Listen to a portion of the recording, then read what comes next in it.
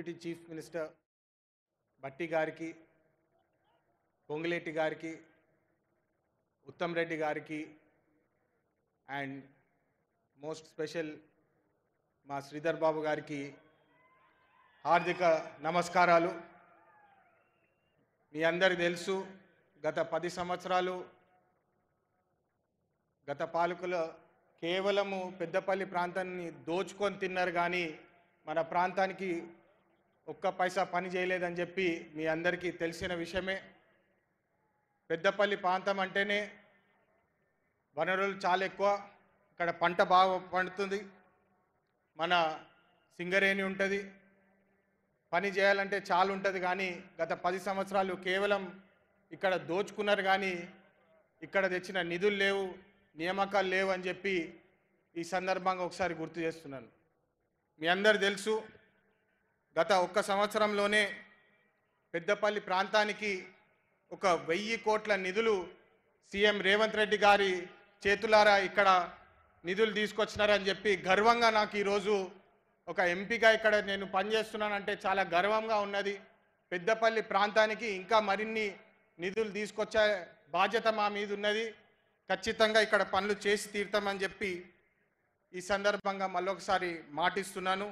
మీ అందరి తెలుసు, గత 10 సంవత్సరాలు ఆర్థికంగా తెలంగాణ రాష్ట్రము చాలా నష్టపోయింది.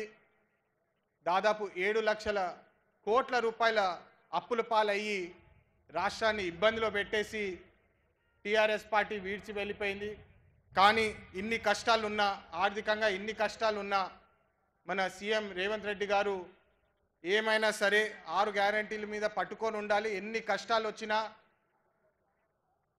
నష్టాలు వచ్చినా ప్రజలకు మాటిచ్చినాము, ఇది ప్రజాపాలన అని చెప్పి ప్రజలకు పని చేస్తామని చెప్పి నిధులు ఏదన్నా చేసి నిధులు తీసుకొచ్చే బాధ్యత తీసుకున్నారు.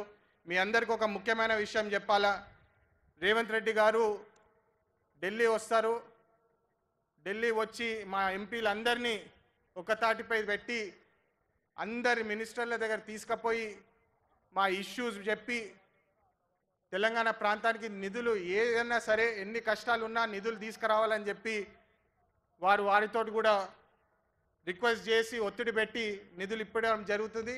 మీ అందరికీ తెలుసు, మొన్న సివిల్ ఏవియేషన్ మినిస్టర్ గారితో కూడా కలవడం జరిగింది.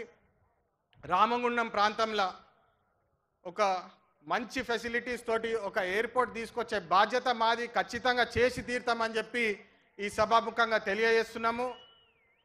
మళ్ళా ఎన్టీపీసీ ఎక్స్పాన్షన్ కూడా 800 మెగావాట్ 3x800 మెగావాట్ కూడా ప్రారంభమయ్యి ఇక్కడికి తీసుకొచ్చే బాధ్యత మాదని చెప్పి మళ్ళొకసారి రేవంత్ అన్న ముందు కూడా చెప్తున్నాము.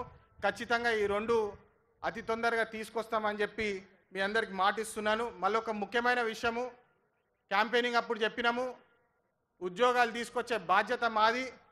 ఖచ్చితంగా ఇక్కడ అనుబంధ సంస్థలు, పబ్లిక్ సెక్టర్ సంస్థలు తీసుకొచ్చి ఇక్కడ ఉద్యోగాలు కూడా ఇప్పిస్తాము, మన లోకల్ ఎంప్లాయ్మెంట్ కోసము ఇప్పిస్తామని చెప్పి అప్పుడు చెప్పినాము. దాని మీద కూడా పనిచేస్తున్నాము. ఖచ్చితంగా త్వరలో మీకు ఒక మంచి వార్త చెప్తామని చెప్పి మళ్ళొకసారి ఇంత పెద్ద సమావేశానికి రేవంత్ అన్నకి పెద్దపల్లి పవరు, పెద్దపల్లి ప్రేమ చూపించడానికి ఇంత పెద్ద ఎత్తున వచ్చిన అందరికీ నా హృదయపూర్వక ధన్యవాదాలు. 55,000 ఉద్యోగాలు ఈరోజు ప్రకటన చేసి అందరికి ఇస్తుంటే చాలా సంతోషకరమైన ఉంది.